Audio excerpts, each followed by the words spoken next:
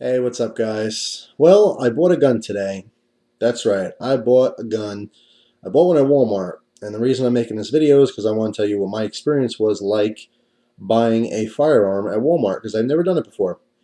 Overall, I have to say it was a really, really good experience. It was very, very straightforward. I'll get into details in a minute as to what it is. By the way, I'm not going to tell you what gun I bought. My Walmart does not sell handguns; they only sell rifles. So there's a clue. It's a rifle of sorts. Well, rifles and shotguns is what they sell. But anyway, I went to the Walmart in Matamoros, which, believe it or not, some of you watching do know what I'm talking about. I know this is around the world, and that means nothing to most of you, but there are a couple people, a handful of people who watch the channel who I know are in the area because I've run into you at Walmart and Home Depot and different places. You stop me and say hi, which is awesome. So I do know there are a couple people out there who know where that is. But anyway, um, yes, the Matamoros Walmart, and the guy who helped me, his name was Jip. His name tag said JP, but there's two different employees that called him Jip. I don't know if this is a joke or not, but anyway, that guy was awesome. So if you're in the area, talk to Jip at the Matamoros Walmart. Um, it was a very good experience. He was very helpful, very knowledgeable in guns, which was nice. My one gripe with that particular Walmart is that the sporting section, there's never ever anyone over there. And I've talked about this in the past. You can wait 10, 15 minutes literally standing there waiting for some help at that counter. I've wanted to look at knives before. I've wanted to ask some questions about fishing gear before. And there's just no one around ever. Sometimes you'll get some woman that walks by who does like automotive or something, but she just kind of quickly, goes about her way because she doesn't want to help you because she doesn't know what she's talking about.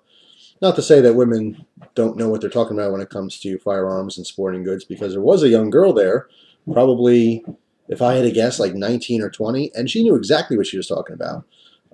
So, kudos to her. She was on the ball with the gun stuff. There was a couple people there, mostly older people, like, senior citizens and stuff, a couple hunters, and asking some questions. The big thing about today, or in that section every single day, which I talked to the guy about, is ammo. Of course, every single day. The guy told me at least one person every 5 minutes walks over to the sporting section and asks where the ammo is. Hey, do you have this ammo? Hey, do you have this caliber? No, when are you going to get this caliber? Oh, I'm looking for 22. When are you going to get 22? He says he literally gets that question every 5 minutes, every single day for the last 6, 7 months. And the phone was ringing off the hook, and every single time one of the employees picked it up, same question. Hey, do you have 22 ammo in? No, sorry. So I know people are really freaking out about the ammo stuff. Now, I was talking to a customer, so I have no idea of the legitimacy of this claim, if this is true or not, but what he was saying is that the 22 ammo apparently, by word of mouth, like I said, I don't know the validity, I don't know if this is true, basically. But what he was saying is that the government said that it was causing too much pollution to make rimfire ammunition in the U.S. So we transferred all of our rimfire manufacturing overseas, because it didn't match the laws, and now that it's made overseas and imported into our country, something with the embargo, or not embargo, something with the shipping containers, they can't ship a certain amount or something. That's why there's decreased, rimfire munitions in our country right now. I have no idea if that's true or not. It sounds like it makes sense, but I'm not going to go by someone's word. You can correct me if you know the facts. I haven't looked into this yet. I literally just got home. But anyway, um, here's the deal with Walmart. The employee, Jip, very nice guy, who smelled of soup, but in a good way. He was an old dude who smelled like soup, but it would smell like delicious soup. But anyway, nor here or there, but a fact I wanted to throw out there. Um, he was telling me that what happens is at 7 o'clock in the morning, at least this particular Walmart, 7 a.m., they get all of their ammunition. That's when comes in, the shipment. And at 7 a.m., there's a line of people, about 30 or 40 people every single morning waiting for ammo. And all that ammo is sold out before it even makes it to the shelves. They literally, at the counter, open the boxes, people take what they want, and that's it. There's nothing left to even put in the locked wall of ammunition.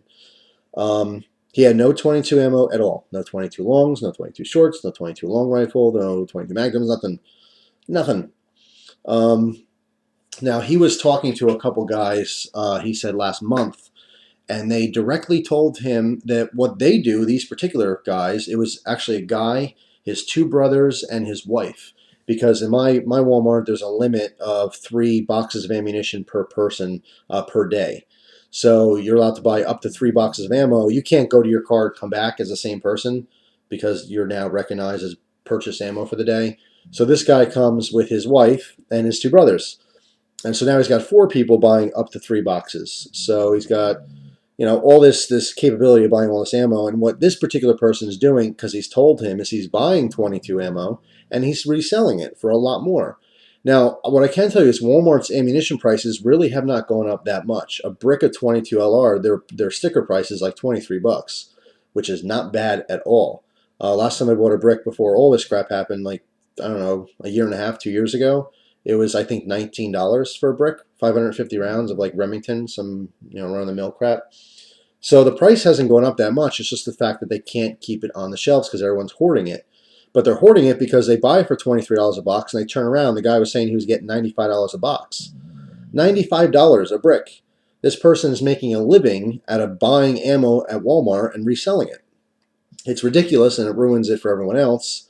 But so be it. He's standing online. He has money. He's allowed to buy it. That's how the system works. It sucks for the rest of us normal people who want to go at an average time during the day to buy a little bit of ammo for plinking or something. But anyway, I'm not getting into a rant about that. The guy can do what he wants. But that's basically what happens. When you go to Walmart and you don't find any ammo, it's because people are waiting online, and the second they get it in, it's gone. So perhaps you want to become one of those people. Apparently, it's a very lucrative business to resell ammo from Walmart. But I don't blame Walmart. I did talk to the employee, and they said they order as much ammo as they possibly can. They have caps too.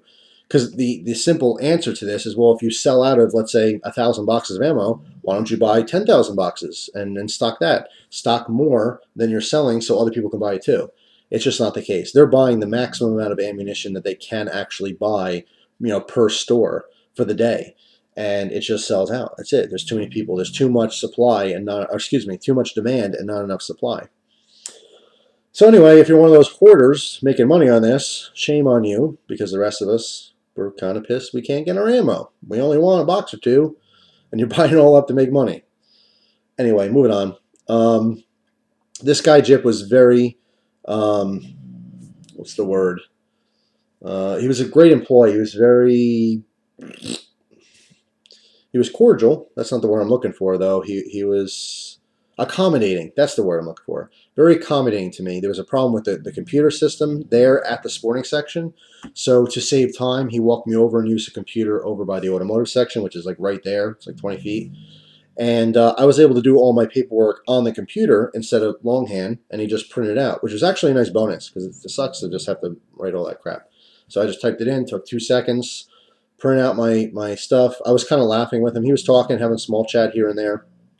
I was laughing, saying, some of these questions are ridiculous. I said, are you a felon? And no. I said, well, what felon's going to write that, yeah, I'm a felon? And he said, you'd be surprised. There's 5 people in this particular Walmart that were arrested because they did the background checks and they came back, they were a felon.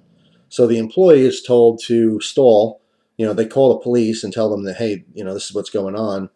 But they have to stall and make crap up to take longer so then the cops can come and arrest them. And 5 different times they were successful in apprehending a felon at large because they were trying to purchase guns at Walmart. And they did the background check, and it obviously linked to this particular person because of their social security number. So criminals are not smart. At least very few of them are. But anyway, the experience was very good. The rifle that I got, it was a good price for the rifle. I'm very happy with the whole experience. The process was very straightforward. It was just like if I went to any kind of sports shop, any FFL.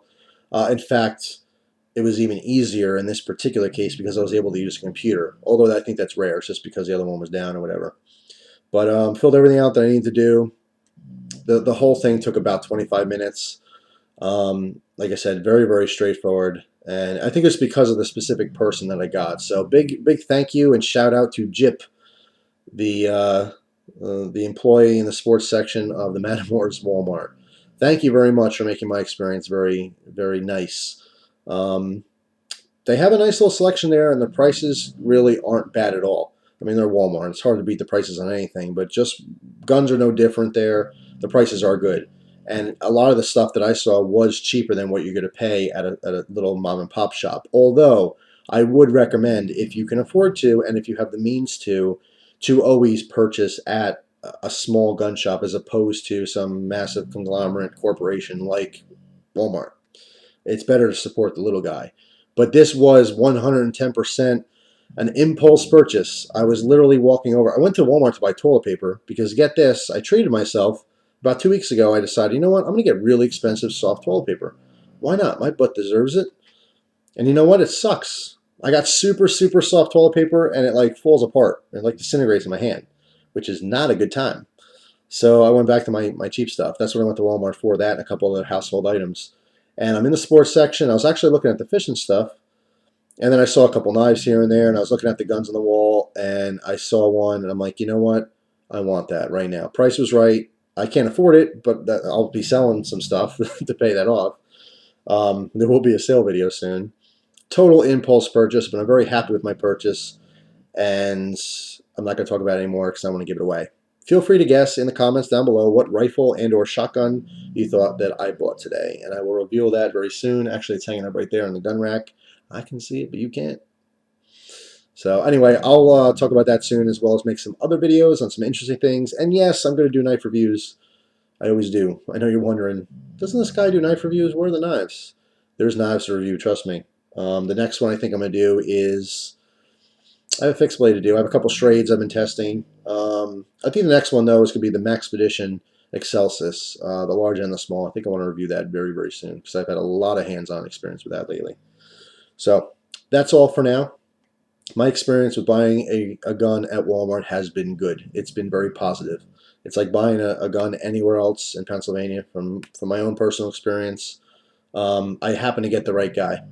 I can tell you that if I got someone who was unknowledgeable, not just like knew what to talk about guns. Oh, speaking of which, before I go, I want to tell you there's another gun there that I really, really was very close to buying. I showed control because I was already buying a gun I couldn't afford, but I really, really, really wanted this other gun. It was a Rossi rifle, and it was a youth model, but it was shorter than a full size rifle, but it wasn't quite as small as like the Cricket. It was somewhere in between, and it basically was a break barrel 22 long rifle, single shot gun, and it came with a second barrel for 410 shotgun shells. And so I thought this was an awesome breakdown pack gun. If you guys are looking for survival guns, I don't know what the model was. I just took a brief look at it. He showed it to me, but I was extremely impressed. They were asking $199 for it.